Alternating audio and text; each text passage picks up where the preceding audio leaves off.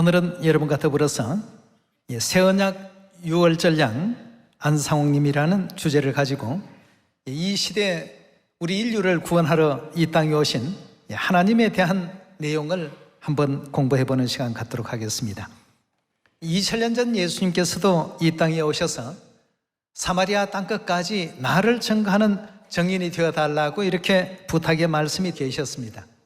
자, 그렇다면 우리가 하나님을 성경에서 예언하신 예언을 따라서 올바르게 증거할 줄 알고 또 하나님께서 이 땅에 오셨음을 만민에게 알리면서 인류를 구원의 길로 인도할 수 있는 우리 모두가 반드시 되셔야 되겠습니다. 자, 그렇다면 이 마지막 성령 시대에 오실 그 하나님에 대해서 성경은 어떻게 예언을 하고 있고 또 어떻게 또 증거하고 있는지 많은 부분 우리가 공부를 하고 있습니다만 많은 사람들에게 증거할 수 있는 증인으로서의 그 사명과 역할도 감당할 수 있는 우리가 반드시 되셔야 되겠습니다. 그렇다면 2000년 전 예수님께서 이 땅에 오셔서 인류에게 구원의 진리를 선포하시는 그 당시 상황을 우리가 어느 정도는 좀 이해하고 있어야 오늘날 이 시대 상황도 그때와 다르지 않겠구나 하는 이 생각을 가질 수 있지 않겠습니까? 2000년 전 예수님께서 이 땅에 오셨을 때 유대교에서는 하나님을 간절히 기다리고 있었습니다. 반드시 하나님께서 이 땅에 오셔서 그동안 자신들을 억압하고 고통을 주고 박해하고 있었던 로마의 모든 그 세력들을 온전히 다 무찔러 주실 것이다.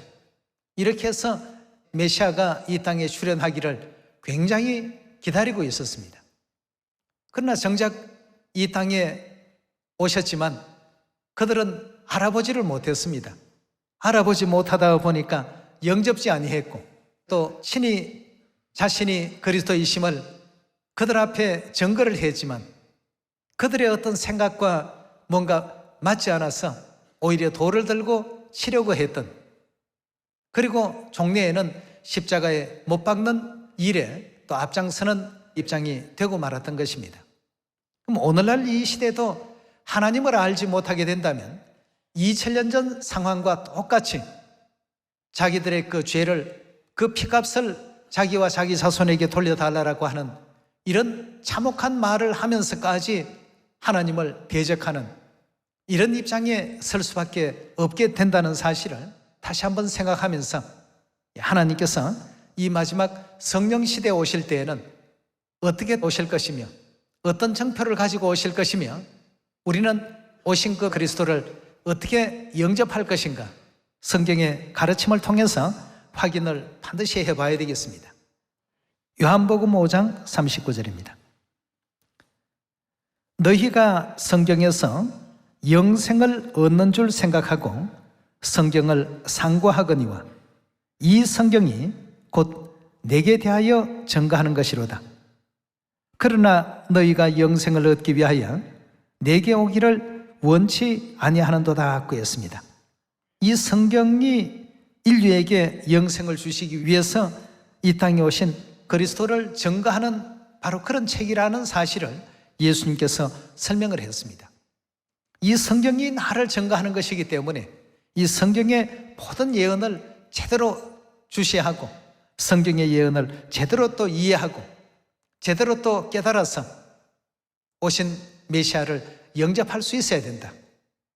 그러나 내가 영생을 주기 위해서 이 땅에 왔지만 너희가 내게 오는 것을 원치 않는도다.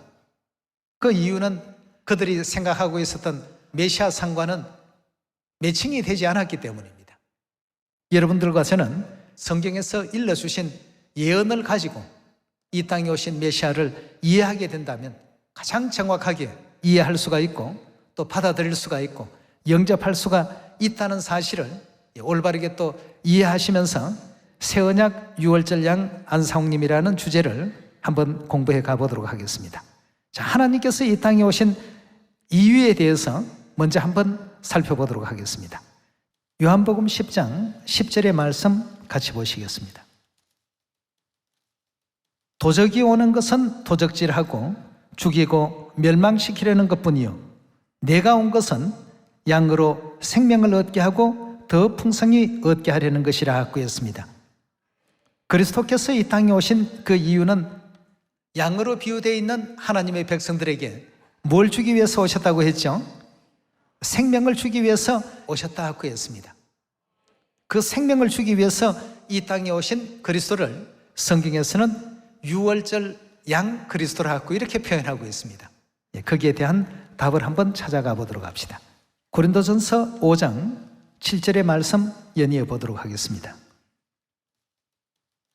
너희는 누룩 없는 자인데 새 덩어리가 되기 위하여 묵은 누룩을 내어버리라. 우리의 유월절 양 곧 누구라고요? 그리스도께서 희생이 되셨느니라.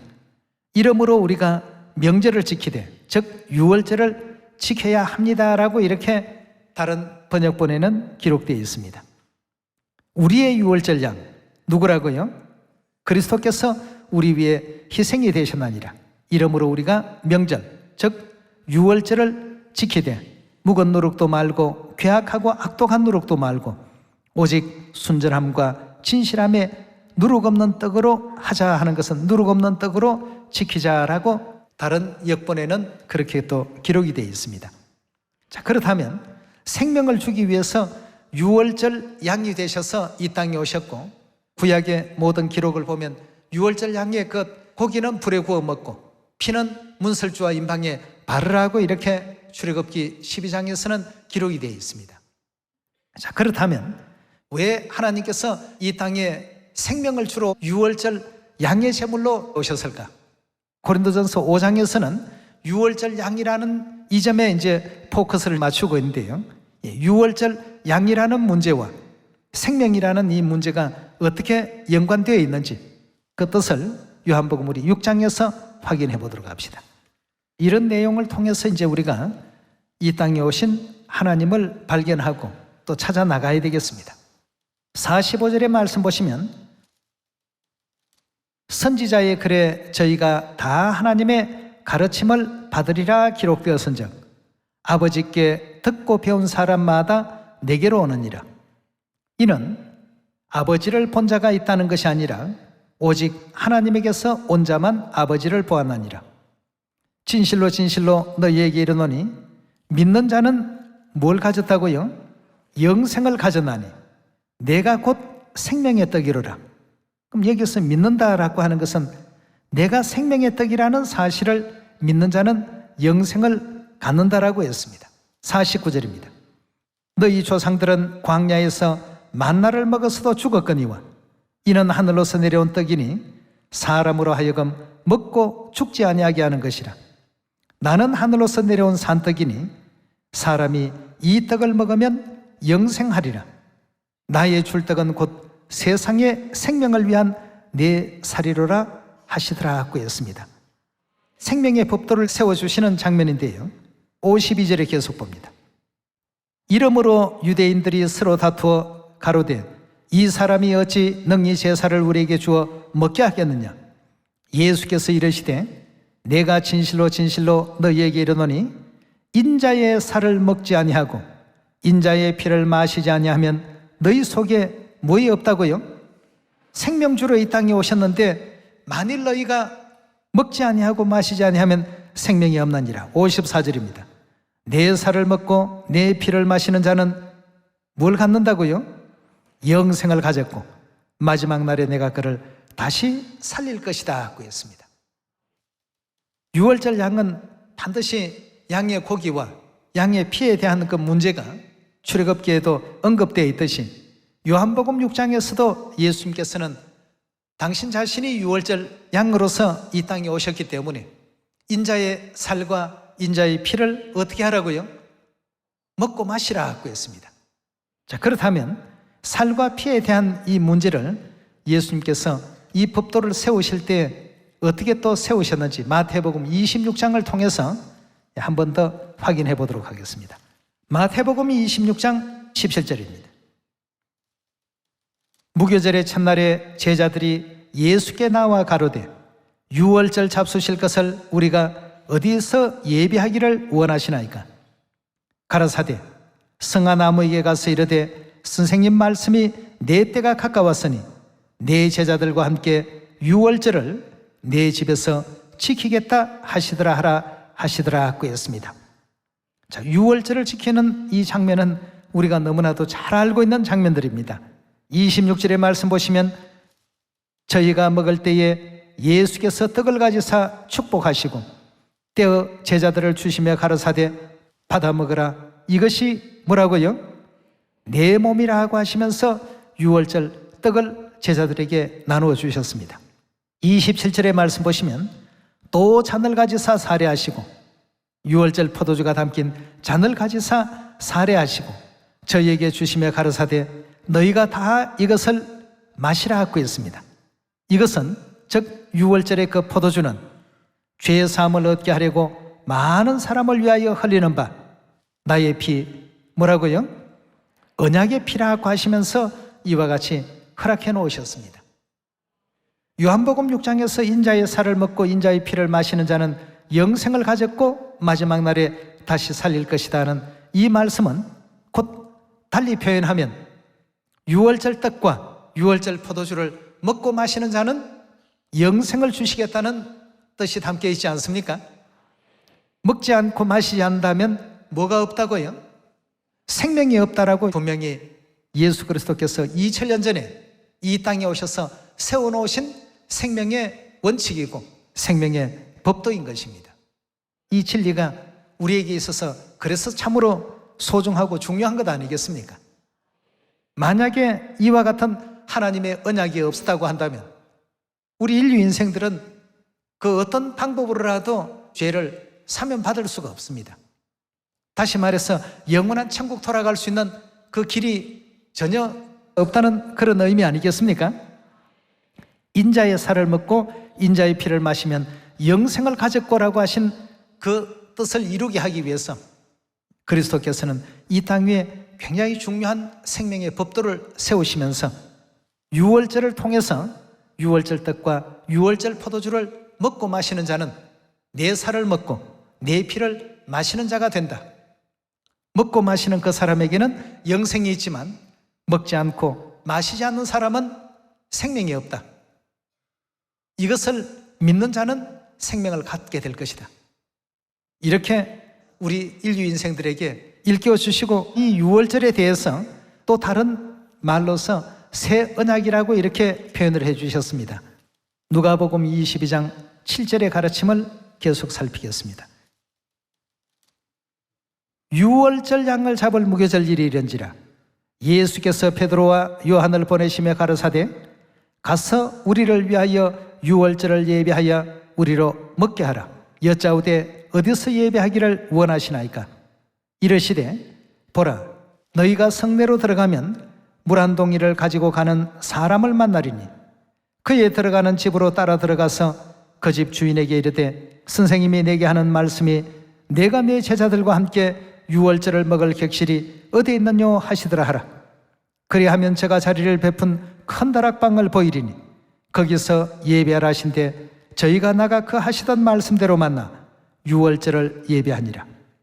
때가 이르매 즉 유월절 그 시각이 이르매 예수께서 사도들과 함께 앉아서 이르시되 내가 고난 받기 전에 너희와 함께 이 유월절 먹기를 원하고 원하였노라 하고 했습니다. 예수님께서 이처럼 유월절 지키는 것을 원하고 원하시는 데에는 이유가 있겠죠. 자, 이 문제에 대해서 19절의 말씀 보시면 또 떡을 가져 사례하시고 떼어 저희에게 주시며 가르사대 이것은 너희를 위하여 주는 내 몸이라. 마태복음 26장과 똑같은 내용입니다. 이것은 너희를 위하여 주는 내 몸이라. 너희가 이를 행하여 나를 기념하라 하시고 저녁 먹은 후에 잔도 이와 같이 하여 가르사대 즉 유월절 포도주가 담긴 그 잔을 가지시고 말씀을 주고 계시죠. 가르사대 이 잔은 내 피로 세우는 새 언약이라고 했습니다. 마태복음에서는 이 잔은 많은 사람의 죄사함을 위하여 흘리는 바 나의 피 곧 언약의 피라고 기록되어 있고 누가복음에서는 이 잔은 내 피로 세운 새 언약이다. 압축해서 새 언약이라고 이렇게 표현해 놓으셨습니다. 자, 이렇게 해서 하나님께서는 이 땅에 오셔서 당신이 유월절 향해 희생 제물로서 예언을 또 이루셨고, 그래서 유월절 날 당신의 살을 표상하는 유월절의 뜻과 당신의 피를 표상하는 유월절의 그 포도주를 가지시고 새 언약을 세워놓으셨습니다. 이 새 언약은 많은 사람에게 어떤 은혜를 베푸는 언약입니까? 죄사함의 은혜를 또 베푸는 그 언약 아니겠습니까? 뿐만 아니라 영생의 축복도 함께 오도록끔 이렇게 해놓으셨습니다. 그렇다면 이 언약은 누구만이 세울 수 있는 것입니까? 하나님만이 세우실 수 있는 것입니다. 새 언약은 사람이 성경 66권을 늘 본다고 해서 세울 수 있는 것이 아니고 오직 하나님께서 하실 수 있는 내용이 되겠습니다. 2000년 전 마가의 다락방에서 예수님께서 새 언약을 세우셨는데, 그 새 언약을 세우신 예수님은 우리가 삼위일체로 통해서 바라보게 되면 예수님이 바로 누구십니까? 이사야 9장 6절에 보면 한 아기가 우리에게서 낳고 그 이름은 기묘자라 모사라 전능하신 하나님이라, 영존하시는 누구라고요? 아버지시라고 표현되어 있지 않습니까? 예. 다시 말해서 하나님이 아니시고는 세울 수 없는 언약이 바로 새 언약입니다. 예. 그래서 이 새 언약 유월절은 하나님 당신을 나타내는 하나의 중요한 정표가 되는 것입니다. 그렇다면 그 문제에 대해서 예레미야 31장 31절의 말씀 확인해 보도록 하겠습니다. 나 여호와가 말하노라. 보라, 날이 이르리니 내가 이스라엘 집과 유다 집에 새 언약을 세우리라. 여기서 말하는 내라고 하는 분은 여호와 하나님을 의미하고 있는 것 아니겠습니까? 그 하나님께서 이스라엘 집과 유다 집에 새 언약을 세우리라고 예수님께서 이 땅 위에 오셔서 새 언약을 세우시기 700여 년 전에 하나님께서는 선지자의 입을 통해서 이렇게 미리 예언을 해 놓으셨습니다.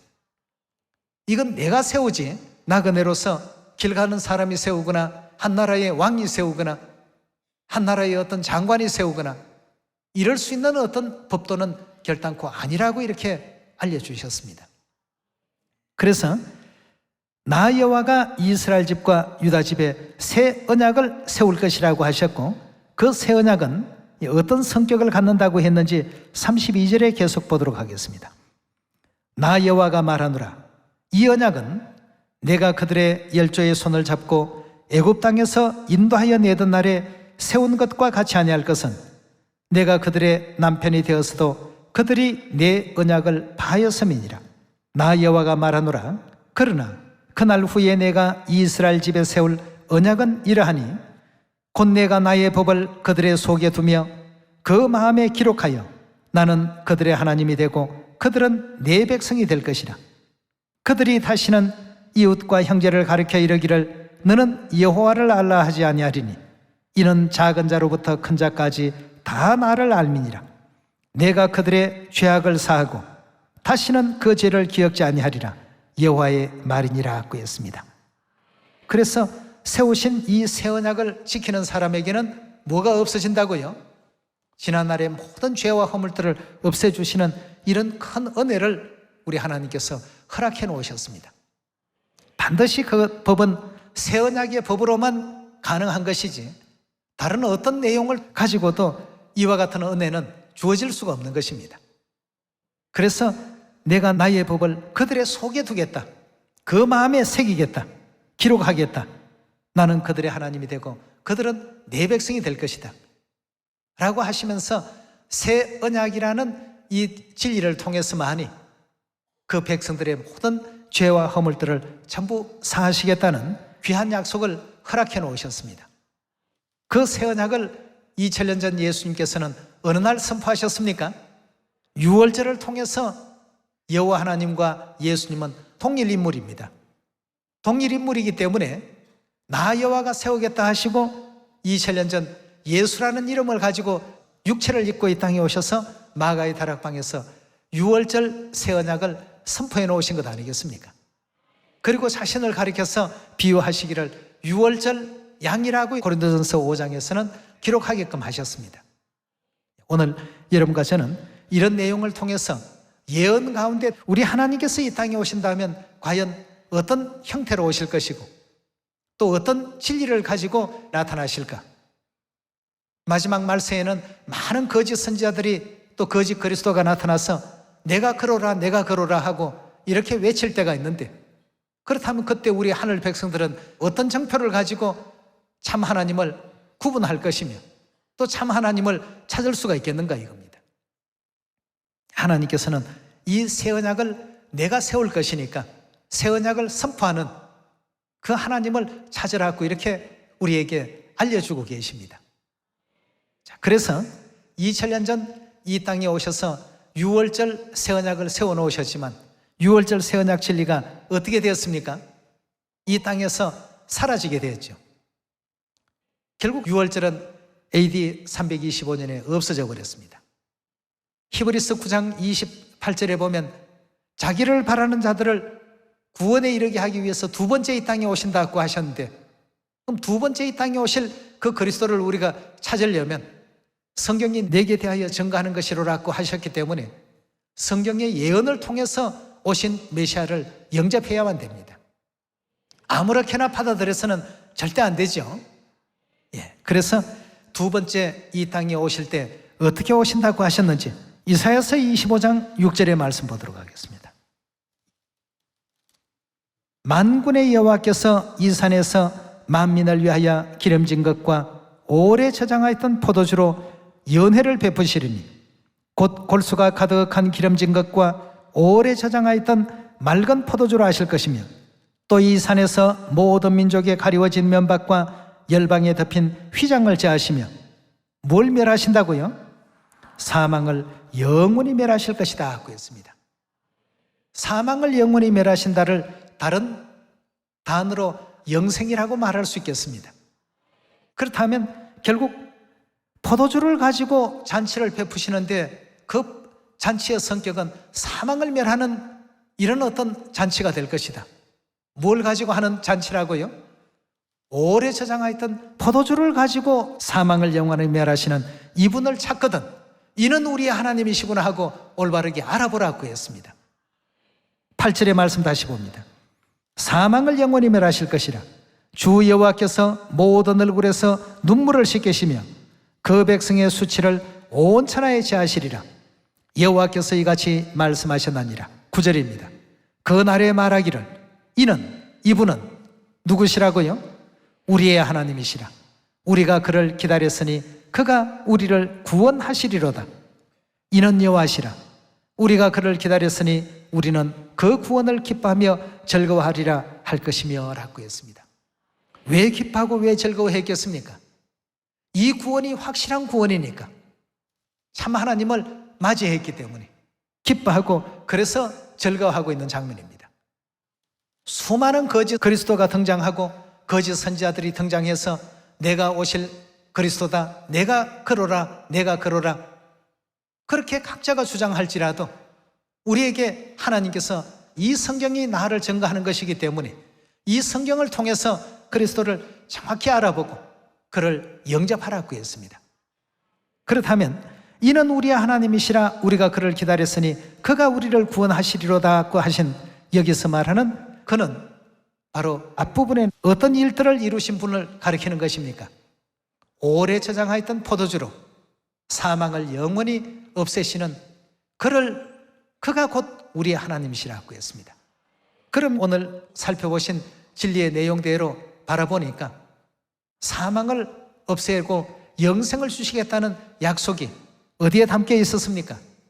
유월절 새 언약 안에 전부 담겨 있었습니다. 결국 유월절 이 새 언약을 세우실 분도 누구라고 했습니까? 선지자들이 증거하기를 하나님께서 세우시겠다고 했습니다. 이 일은 오직 하나님만이 하실 수 있는 일이기 때문에 이 일을 하는 자가 나타나는 것을 보면 그가 곧 나인 줄 알라. 천지와 만물을 창조하고 인류에게 생명과 호흡을 주시는 이인 줄 알라라고 하시면서 선포해 놓으신 진리가 유월절 새 언약의 진리인 것입니다. 그렇다면 두 번째 이 땅에 오신 그 그리스도는 틀림없이 유월절 새 언약 진리를 가지고 인류에게 죄사함과 구원을 선포해 주시는 분이 되셔야 되지 않겠습니까? 유월절 생명의 진리로 말미암아 우리 인류 인생들에게 영생을 주시고 또 구원의 크신 은혜를 베풀어 주신 이가 바로 누구십니까?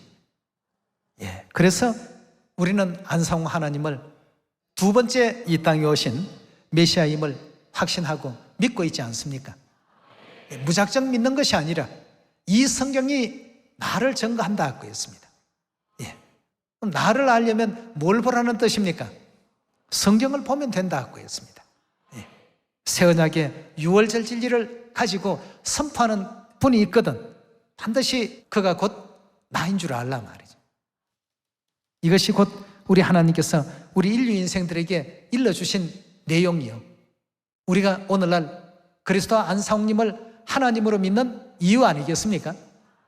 성경에 확고부동한 진리의 말씀이 계시기 때문에 그 길을 따라갈 수 있는 여러분과 제가 꼭 되셔야 됩니다.